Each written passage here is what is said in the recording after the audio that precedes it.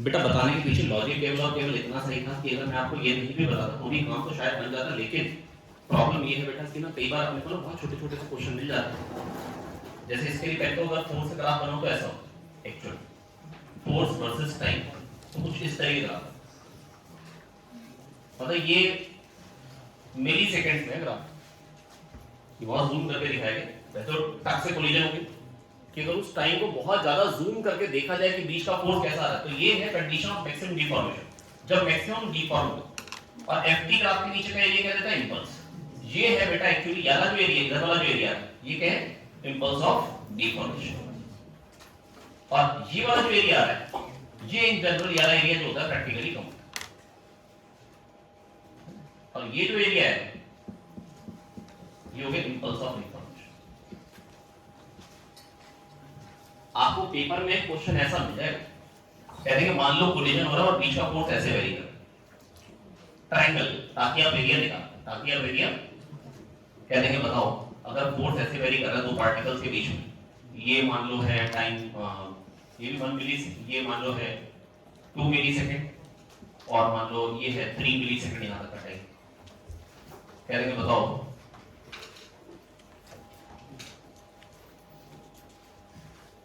की coefficient of distribution.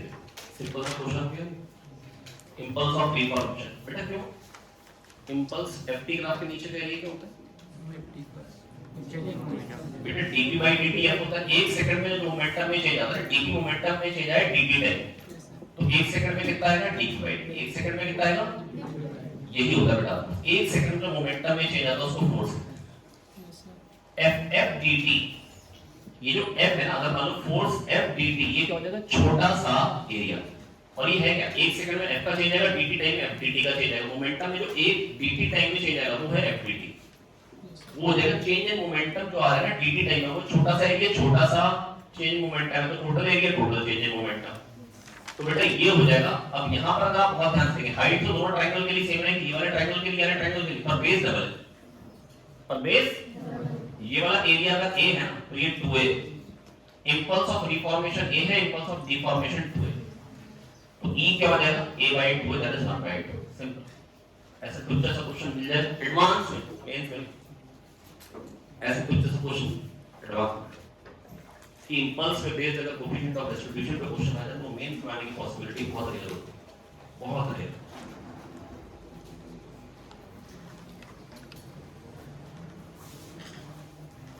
आगे समझ, तो बेटा कोई भी कोलिजन आएगा तो करना क्या, आपको किसी भी कोलिजन की प्रॉब्लम का पूछा क्या जाता है, केवल और केवल 3 चीजें, या तो फाइनल वेलोसिटीज क्या होगी v1 v2 बता दो, या तीसरी बात क्या होती है लॉस इन काइनेटिक एनर्जी। तो मैंने आपको सब कुछ बता दिया कि लॉस इन काइनेटिक एनर्जी क्या है, वो तो बेटा half mu v relative square वाले पार्ट में लॉस है, लॉस किस में आएगा, half mu v relative square वाले पार्ट में, किस में लॉस आएगा, half mu u relative square था, बाद में half mu e into u relative का स्क्वायर, क्या तो आगे समझ में पक्का समझ में आ गया, कोई दिक्कत, हां बड़े आगे। तो बेटा ये हो गया अपना पूरा कोलिजन। अच्छा नेक्स्ट क्वेश्चन, नेक्स्ट अगला क्वेश्चन पेपर का अभी हम और आशीष बेटा बात जल्दी हां आप लोग बेटा क्वेश्चन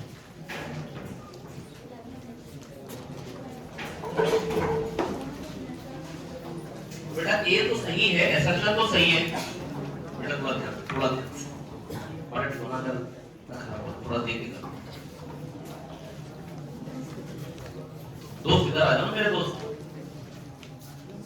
हाँ तो बेटा आपको ये क्लियर हो गया, क्वेश्चन नंबर 11 आपको क्लियर हो गया कि उसमें काइनेटिक एनर्जी कंजर्व्ड वाली बात तो जैसे लिखेंगे तो रीजन इनकरेक्ट है, काइनेटिक एनर्जी किसी भी कोलिजन में कंजर्व नहीं होती, इनिशियल और फाइनल बराबर होती है, वो भी केवल इलास्टिक, वो भी केवल।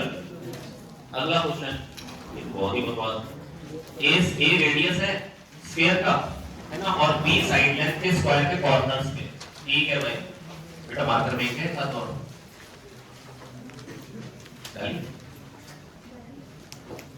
तो बेटा मैं बस ये कहता कि ना यहाँ पर इसके अबाउट बेटा मेरे को मोमेंट ऑफ इनर्शिया बताना है, इस एक्सिस के अबाउट मेरे को मोमेंट ऑफ इनर्शिया बताना है, इस एक्सिस के अबाउट, ठीक है। तो 2/5 ma square 2/5 ma square 2/5 ma square 2/5 ma square plus mv square, नहीं है 2/5 mr square plus mv square 2/5 mr square plus mv square तो 2/5 ma स्क्वायर जल्दी से 2/5 ma स्क्वायर वाले कितने हैं 4 8/5 ma square plus 2mv square. मेरे पास तो मतलब ये क्वेश्चन को मतलब बर्बाद तरीके से किया जा सकता है ना, लेकिन इसको उजाड़ने में कोई फायदा नहीं, इसके पल्ले वैसे कुछ नहीं, तो इसमें शॉर्ट ट्रिक निकालने में कोई फायदा नहीं है ना। नहीं तो मैं कहता मान लो b0 है, b0 का मतलब क्या होता है, ये b0 का मतलब ये एक जीरो साइड के स्क्वायर पे, तो मतलब सबका सेंटर एक ही होता है, चारों इकट्ठे होते। अब moment of inertia 8/5 ma square, तो b0 करके 8/5 ma स्क्वायर कर दो, है ना। अब ऐसे कितने ऑप्शन हो जाते हैं 2, है ना, और उसके बाद a0 कर दो। अब b को नॉन जीरो है तो a0 कर दो, तो अब ये तो पॉइंट मास हो गए, तो खाली mv square plus mv square, क्योंकि ये तो x स्क्वायर आएगा, तो 2mv स्क्वायर होना चाहिए। अब 2mv स्क्वायर एक तरीके से 2mv स्क्वायर आ रहा है जो कि किस ऑप्शन में 1 और 3 में, और एक तरीके से 8/5 ma स्क्वायर आ रहा है जो कि किसमें ओनली 3 में, है ना। हालांकि मतलब इस क्वेश्चन को मैं ऐसे नहीं करना चाहूंगा क्योंकि वैसे ही बहुत बर्बाद है। 2/5 mr square plus ic plus md square, ic plus md square, ic के 2/5 ma square plus md square, 2/5 ma square plus md square, 2/5 ma square 2/5 ma square, तो 8/5 ma square plus 2md square. अगले वाले में principal पूछिए lambda capital D का small D, lambda दे रखा 500 nanometre, capital D दे रखा है, कैपिटल डी कितना रखा है 1 मीटर भी, अच्छा वो लिख के वैसे दियो कोई नहीं कर रहे, और स्मॉल डी रखा है 2 मिलीमीटर। हो जाएगा, करूं या रहने दे। नेक्स्ट और करने की जरूरत नहीं है, lambda capital D by small D है ना, तो 5/2 25 वाला आंसर होना चाहिए ऑप्शन 1। पूरा सॉल्व करने की जरूरत नहीं है, मेरे को मिलीमीटर वगैरह तक जाने की जरूरत नहीं है क्योंकि कैपिटल डी तो 1 ही है, तो लैम्डा बाय स्मॉल डी से देखो तो 5/2 25 टाइप वाला आंसर होना चाहिए, खत्म बात। नेक्स्ट Q चार्ज है, L लेंथ की रॉड है, और A क्या है L√3/2, A क्या है L√3/2, ये L लेंथ की रॉड है, Q चार्ज है, तो लैम्डा क्या हो जाएगा Q/L, लैम्डा क्या हो जाएगा, है ना। और मैं तो जानता हूं मेरे को करना क्या होता है, मेरे को तो उतने ही एंगल की आर्क ले लेनी थी, उसी लैम्डा की उतने ही एंगल की आर्क, क्या बात याद आ रही है। और बेटा अगर ये L है, ये अगर L है तो आधा L/2 या L√3/2, तो ये एंगल π/6 आ जाएगा। क्या सोच सकते हो ये बात या नहीं, tan theta L/2 upon L√3/2, तो 1/√3 30 डिग्री, तो ये भी π/6 ये भी π/6, कितना हो गया बेटा π/3, तो π/3 इनटू, और ये कितने डिस्टेंस पे L√3/2, π/3 इनटू a कितना L√3/2, π/3 इनटू r, ये हो गई बेटा ये लेंथ, इनटू लैम्डा, लैम्डा क्या है Q/L, ये हो गया charge on the arc, K Q/r square L√3/2 का square, sin θ0/2 upon θ0/2, sin π/6 upon π/6।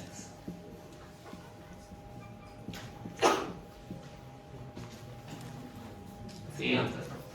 फिर से बोल दे रहा हूं, जिस लैम्डा चार्ज डेंसिटी की रॉड होती थी उसी लैम्डा चार्ज डेंसिटी की आर्क मान लेनी होती थी, क्या बात बताइए प्रतीक सर।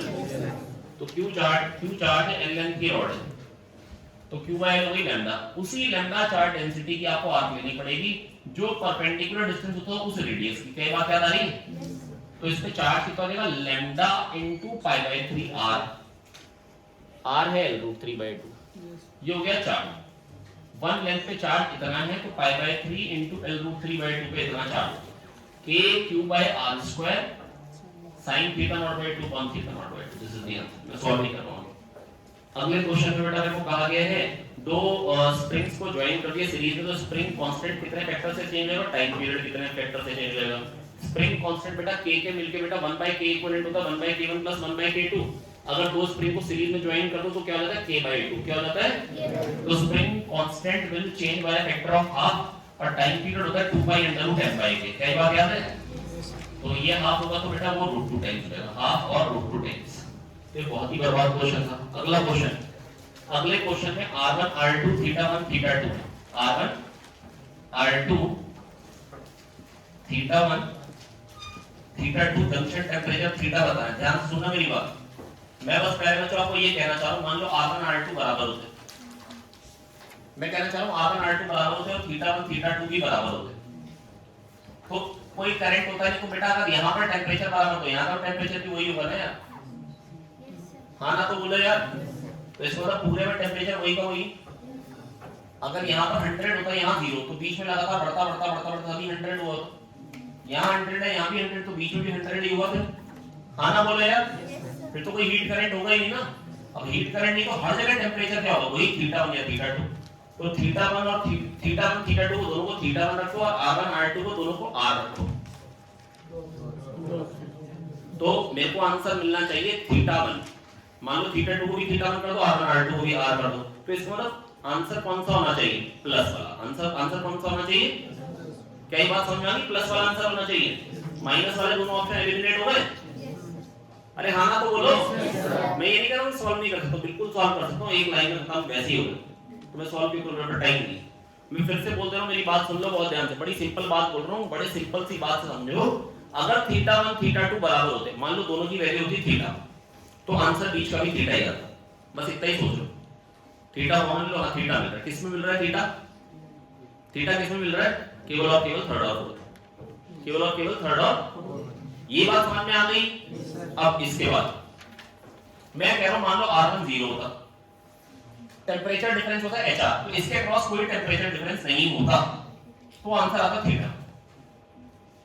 बेटा मान लो थीटा 2 थीटा 1 से बड़ा है, हीट ऐसे आनी है, और टेम्परेचर डिफरेंस होता है HR। अगर R1 0 होता तो आंसर थीटा 1 होता। R1 को 0 करो, देखो थीटा 1 कौन सा ऑप्शन में आ रहा है, R1 को 0 करो, थर्ड में थीटा 1 आ रहा है, और फोर्थ में क्या आ रहा है, R1 को 0 करो तो उसमें क्या आ रहा है, थीटा 2 आ रहा है, गलत है, थर्ड वाला ऑप्शन सही।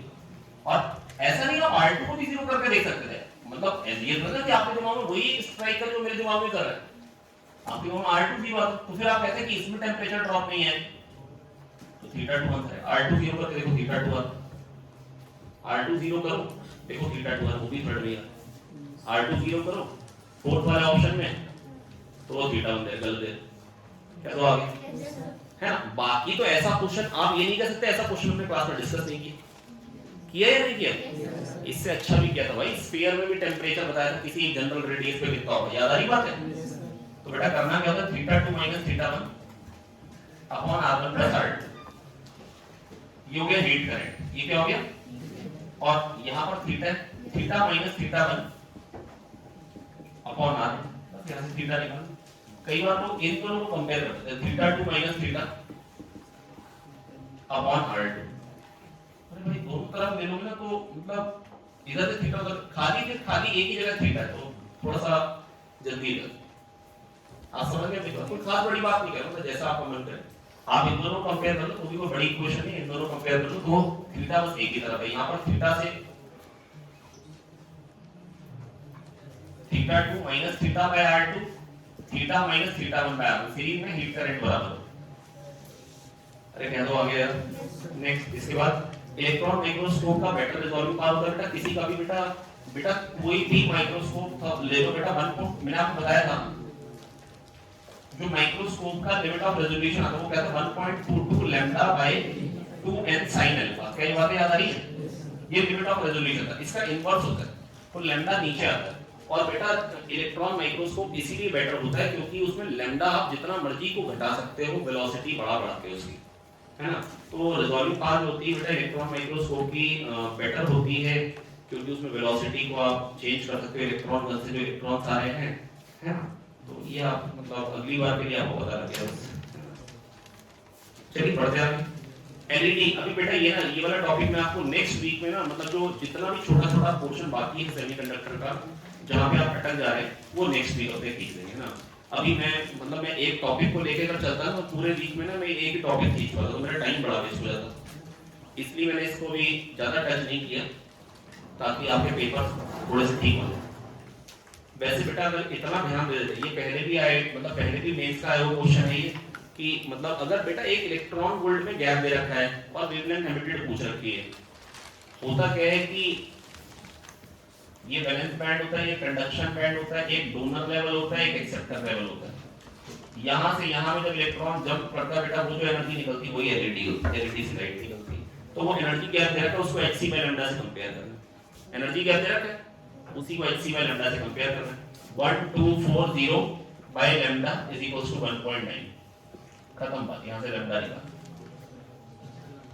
है ना। और कलर बेटा वो रेड, बेटा मतलब मैं आपको इतना कह रहा हूं कि किसी को कोई आपसे एक्सपेक्ट नहीं करता कि ऑरेंज की रेंज याद रखे, कोई कोई वॉयलेट की रेंज याद रखे, येलो की रेंज याद रखे।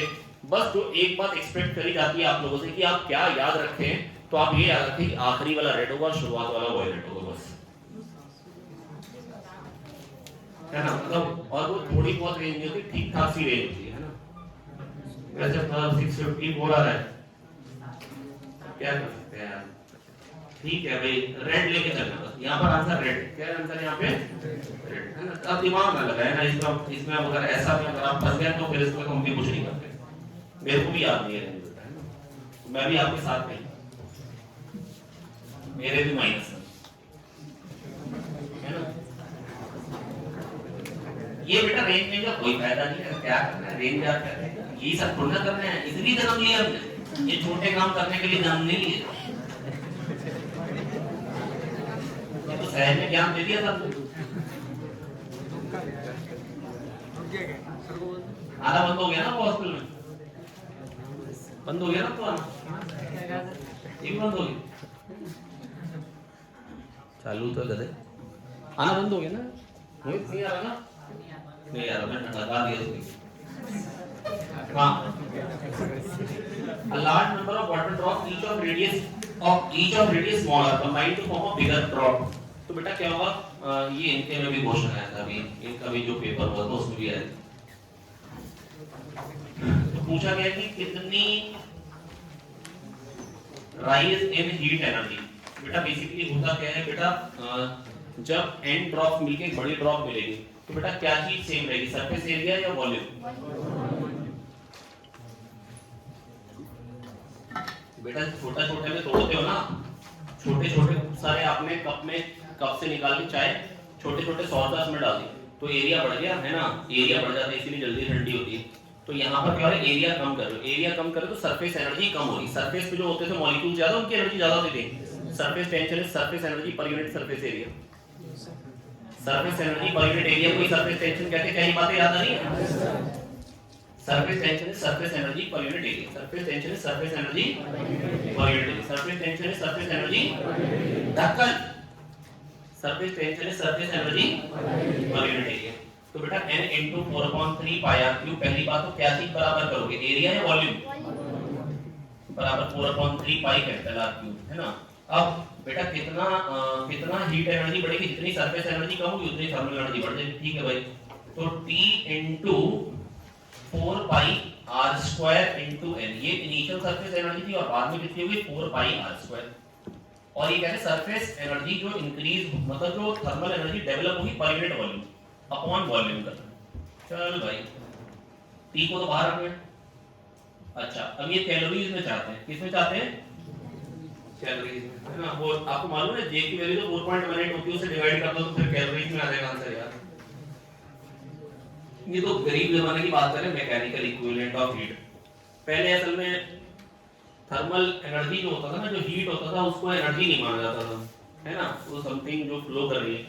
तो पानी को घुमाते थे, पानी में कोई चीज को घुमाते थे जो उसकी एनर्जी कम होती थी, वो याद है ना, वो छोटे होते आपने पढ़ा हुआ है, ये ऐसे कंटेनर में रोप लपेट के यहाँ से यहाँ पे एक ब्लॉक लगा के और यहाँ पे इसको ना पानी में डाल के और इस पे वो लगे होते थे घुमाने के लिए पंखे लगे होते पानी है ना। तो जब ये नीचे को आता जाता था तो इसकी लॉस इन पोटेंशियल एनर्जी से जो हीट जनरेट होती थी, तो ये देखा जाता था कि मतलब ये जो वर्क कर रहा है इसमें अगर वर्क किया 4.2 जूल तो जो थर्मल एनर्जी आ रही है वो 1 यूनिट आ रही है। असल में उसको हम मेजर करते थे कैलोरी, बाद में पता लगा तो सेम ही चीज है भाई। तो बाद में पता लगा 1 कैलोरी इज 4.2 जूल, 4.18 एग्जैक्टली। तो मतलब मैकेनिकल इक्विवेलेंट का कोई मतलब नहीं। तो वो अगर आपको चलो निकालने कैलोरीज में, मतलब जब भी वो मैकेनिकल इक्विवेलेंट ऑफ हीट देते तो अपॉन जे कर दीजिए बस, खत्म बात। ये कैलोरीज में पूछ रहा है। अब देखो 4 पाई r स्क्वायर इनटू n, अब यहाँ पे क्या लिखोगे और यहाँ पे क्या लिखोगे, इसमें फर्क, क्योंकि बेटा वो आंसर जो चाहता है ना वो 1 बाय स्मॉल r चाहता है। तो बेटा यहाँ पर टोटल वॉल्यूम में यानी वॉल्यूम लिखो, n into 4/3 पाई r क्यूब, और यहाँ पर क्या लिख दो 4/3 पाई कैपिटल R क्यूब। हाँ ना बोले, अरे आ गया नहीं आ गया बेटा। Loss in energy, surface energy पहले कितनी थी बेटा? सरफेस टेंशन होता है surface energy per unit surface है, सरफेस टेंशन क्या होता है? Surface energy per unit surface area. और ये कोई खास इंपॉर्टेंट क्वेश्चन नहीं है। तो T * 4πr² है, ये सरफेस एरिया पहले था, और बाद में कितना हो गया? एक ड्रॉप बन गई तो 4πr² * T। वन एरिया की जो एनर्जी होती है वो T होती है। ये आगे समझ में? ठीक है। अब ये कह रहे हैं कितनी, जो सरफेस एनर्जी जितनी कम होगी, सरफेस एरिया जितना कम हो गया, उतनी थर्मल एनर्जी प्रोड्यूस हो गई, है ना? तो अब इतनी ही थर्मल एनर्जी प्रोड्यूस हुई, पर thermal energy produce per unit volume बता दो, तो अपॉन वॉल्यूम से डिवाइड कर। तो इसके साथ जो वॉल्यूम लोगे वो ये वाली ले लो, ताकि m कट जाए और खाली 1/r बढ़ जाए और 3 आ जाए। और इसके साथ जो वॉल्यूम लोगे वो ये वाली वॉल्यूम ले लो, ताकि कैलकुलेशन आसान हो। जिस फॉर्म में आंसर चाहिए खटाक से 3t / j 1/r - 1/r। अरे हाँ ना तो बोलो यार, आगे नहीं आगे नेक्स्ट। ये तो बीट्स फॉर्म ले जाए, r आ जाएगा स्टूडेंट रेजिस्टेंस। क्या आ जाएगा स्टूडेंट रेजिस्टेंस? r। ठीक है, 10 मिनट ही बचे। तो अगर एक लिफ्ट है जो 60 kg का पर्सन है, उसका मेजर क्या करेगी? न्यूटन में बताना है वेट, जब 1.8 मीटर पर सेकंड स्क्वायर से नीचे जाएगी। बेटा वेइंग मशीन क्या रीड करती है? Normal force. क्या रीड करती है? ये आदमी है 60 kg का, इस पे नॉर्मल लगा हुआ ऊपर, है ना, mg लगा हुआ नीचे, तो mg - n = ma। तो n क्या आ जाएगा? mg-। आप डायरेक्टली बोल सकते हैं mg इफेक्टिव, a से नीचे जा रहा तो ma ऊपर आ जाता, कम बात। तो mg इफेक्टिव 60 * 10 - 1.8 का 8.2, 60 * 8.2 कर पाओगे नहीं कर पाओगे? अगले वाले में 15 वोल्ट की बैटरी, 20 कूलम चार्ज पास हो, तो बैटरी ने कितना वर्क किया? Q * V। कितना वर्क किया? अगला question, circuit contains 2 diodes, forward bias resistance 50 है, तो इसका मतलब D1 का 50 हो गया, और D2 वाली ब्रांच को हटा दो। समझ में आ गया? तो 130, 120 और 50 सीरीज होगा, 300 हो गया। कितना हो गया रेजिस्टेंस? ठीक है या नहीं? ठीक है, ये क्वेश्चन चल रहा है बेटा, देखिए बात सुनिए ध्यान से, ये क्वेश्चन चल रहा है ना? और यहाँ पर बेटा ये D2 हट जाएगा, और ये 50 है, 130 और ये 120, कितना हो जाएगा बेटा? 300। कितना हो जाएगा? 300। तो बेटा 6/300 ये हो जाएगा करंट एम्पियर में, मिली एम्पियर में करना है तो into 1000। ये 2 0 हटाओ, 3 * 2 = 6, 20 milliampere is the answer. क्या दो आगे? दो समझ में आई बात या नहीं आई? पक्का आ गया? फॉरवर्ड बायस रेजिस्टेंस दे रखा है 50 ओम, ठीक है। अगला क्वेश्चन फोर्थ वाला, ये भी छोड़ देंगे, मैंने कल सुबह कराएंगे वो इंटेंसिटी वाले क्वेश्चन, कल सुबह कराएंगे। नेक्स्ट यहाँ पर कह रहे हैं बॉय पुशेस अ बॉक्स 2 किलोग्राम का बॉक्स है with a force of 20 I cap + 10 J cap. क्या 20 के कारण चलेगा या 10 के कारण चलेगा बताइए ना? इससे कोई फर्क नहीं पड़ना, नॉर्मल फोर्स भी कहीं जाएगा, है ना, और फ्रिक्शन तो है नहीं। तो एक्सेलरेशन क्या है? 20 = 2 * a। a कितना आ गया? 10। कितना आ गया? अब कितने सेकंड में डिस्प्लेसमेंट बता रहे हैं? 10 सेकंड में। अभी वेलोसिटी 0 है, अभी इनिशियल वेलोसिटी 0 है, 1 सेकंड में 10 से बढ़ेगी, तो 10 सेकंड में 100 से बढ़ जाएगी। बोलो आया? 100 0 एवरेज होगी 50, 1 सेकंड में 50 चलेगा, 10 सेकंड में एवरेज से क्या चलेगा? 500 मीटर्स खत्म। बोलो आया? नहीं समझ में आया ना? फरान निकल गया क्वेश्चन में, फरान निकल गया, समझ में आ गया? क्या ऐसी बात प्रदीप सर पहले कर चुके हैं आप लोगों के साथ? अगले वाले ने पूछा क्रिटिकल फोर्स जिस पे जस्ट चलने की कंडीशन है 60 डिग्री पे लगाया है। कितने पे लगाया गया? 60 डिग्री। F लगाया है 60 डिग्री एंगल पे। फोटो बड़ी गंदी बनेगी।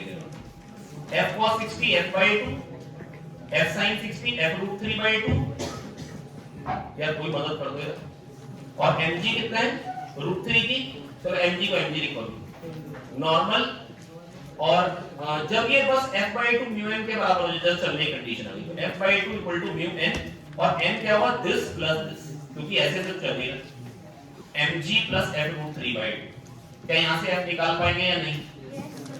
बेटा क्या हमने ऐसे पहले हमने ऐसी बातें कर रखी है? अरे मैं थोड़े दिन पहले रिवाइज करा था, तो मैंने ये भी बताया था कि मिनिमम फोर्स जो आता है μmg/√1 + μ² आता है। μmg/√1 + याद आ रही है? मैंने ये बातें करी थी आपके साथ, ठीक है। नेक्स्ट कह रहे कंटेनर है जिसकी वॉल्यूम पहले फर्स्ट चैम्बर की वॉल्यूम में 4.5 लीटर, दूसरे चैम्बर की 5.5 लीटर, पहले चैम्बर में 3 मोल गैस है, दूसरे चैम्बर में 4 मोल गैस है। अच्छा, पहले चैम्बर में प्रेशर 2 एटमॉस्फेयर, दूसरे में 3 एटमॉस्फेयर है। After the partition is removed the mixture attains equilibrium. The common character दोनों में सेम गैस है। कहां कैरेक्टर सेम गैस है? नहीं करता। और अगर डिफरेंट होती तो नेक्स्ट में बोलते डिफरेंट गैस।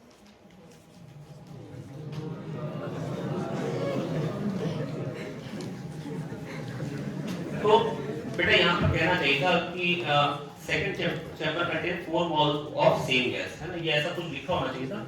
नहीं लिखा तो गलत बात है, कोई दिक्कत की बात नहीं। बस अब यहाँ पर बस आपको पता होना चाहिए कि दोनों तरफ गैस सेम है, नहीं तो हम कर ही नहीं पाए, नहीं तो हमारे बस की नहीं भाई करना, हमको आता ही नहीं। इसके बाद F/2 P1 V1 एक की internal energy, F/2 P2 V2 दूसरे की इंटरनल एनर्जी बराबर F/2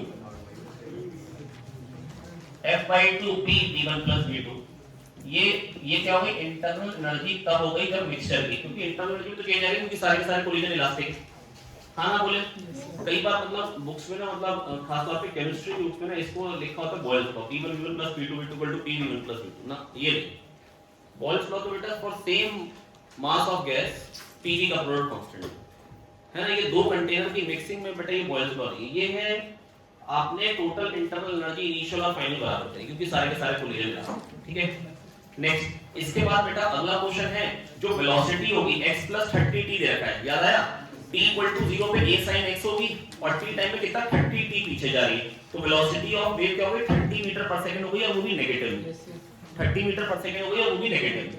और v होता है √t/m। v क्या होता है? √t/m। म्यू आपको दे रखा मास पर यूनिट टेंशन पूछे, नहीं बता पाओगे क्या? अगले वाले में कह रखा है resonant frequency is kept constant. बेटा अगर रेजोनेंट फ्रीक्वेंसी वही है, quality factor omega naught L by R, तो ओमेगा नॉट में तो चेंज किया नहीं है। अगर ये लाइन नहीं होती तो क्वेश्चन का जो आंसर था वो जो एनटीए ने दिया था उससे बहुत फर्क होता, है ना। फिर वो मतलब बोनस यहाँ पे हम देते नहीं है इन जनरल, तो फिर मतलब अजीब ही हो जाता, इसलिए मतलब ये लाइन ऐड कर दी थी, क्योंकि नहीं तो बेटा फिर मेरे को लिखना चाहिए था omega naught 1/√LC L by R, तो ये क्या जाएगा √L by C और या। तो बेटा अगर मेरे को लिख के देंगे resonant frequency is kept constant, तो फिर मैं इस फॉर्म में लिखूंगा। और फिर मेरे से कहा क्या जा रहा है बेटा?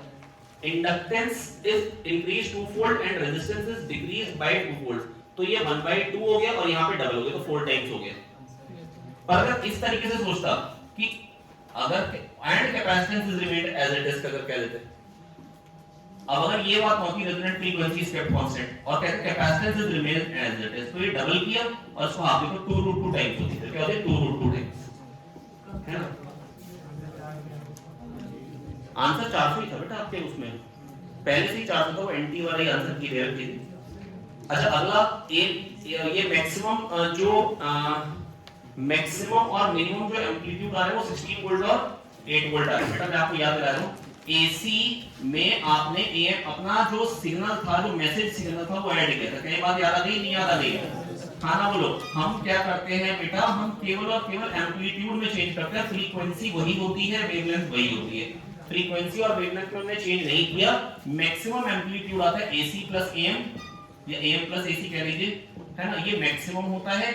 और बेटा मिनिमम कितना है एम्पलीट्यूड, जरा जल्दी बता दीजिए। एसी माइनस एएम आएगा, ठीक है, AC माइनस एम। अब बेटा मेरे को ये बताइए कि मॉड्यूलेटिंग इंडेक्स या मॉड्यूलेशन इंडेक्स जो होता है म्यू जिससे डिनोट करते हैं वो क्या होता है? AM/AC। क्या होता है बेटा? AM/AC। और मैंने बेटा आपको ये सेम क्वेश्चन पहले भी आ चुका है कहीं ना कहीं पेपर में, तो वो क्या करता है, दिस माइनस दिस करूंगा तो 2am आएगा, Amax माइनस Amin। कितने लोगों ने ये क्वेश्चन चूज किया था करने के लिए पेपर में? 5 में काफी लोगों ने ये चूज किया। Amax minus Amin upon Amax plus Amin, है ना। Amax minus Amin से आपको 2am मिल जाएगा, Amax plus Amin से आपको 2AC मिल जाएगा, AM/AC आगे खत्म बात। तो यहाँ पर क्या बन जाएगा बेटा? 8/24, 8/24। चलिए ये इसी के साथ हमारा खत्म होता है पेपर। बधाई हो आप लोगों को, है ना।